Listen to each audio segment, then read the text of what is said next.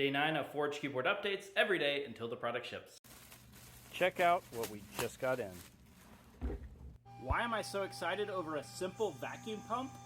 This is the first step in building a vacuum fixture holding for our production CNC machine. So you've probably used a vacuum that has a port like this. And you can get a fair amount of suction with this. You just pick up this piece of plywood. It's not bad. But if we cut some grooves into our spoil board and make an entire table out of this, check this out.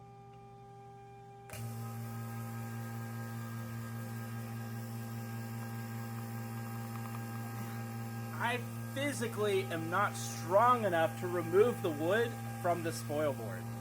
So instead of having to lock pieces into a vise or use toe clamps, we'll literally just set the stock down on the table and turn the vacuum on. If you watched my video yesterday, you probably saw me take this prototype over to the bandsaw and cut out all those tiny little tabs that were holding the piece in place when I took it out of the vise. If I'm just making 1 or 10 of something, whatever, but if I'm making thousands of something, this can be really problematic. Not only is it expensive to have somebody that is standing in front of a bandsaw all day trimming little things out, there's opportunities for errors there, and it also means they have to sand and polish, so now we're talking about the quality and the consistency of what we're creating. It also means you get an equal distribution of holding pressure across the entire part.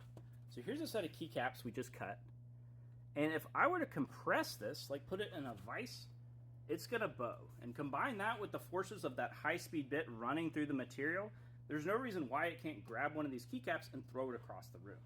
Once you get down, especially in these grooves here, it becomes paper thin. And when you get wood that's paper thin, it's basically paper. And here's where things get really interesting. If we take a highly porous material like this medium density fiberboard, we can hold other materials through the pores of that material. This bending brake also came in today, so now we can test fold these origami exoskeletons. Tomorrow is day 10 of Forge Keyboard updates, and I am so excited. I want to do something extra special. See you then.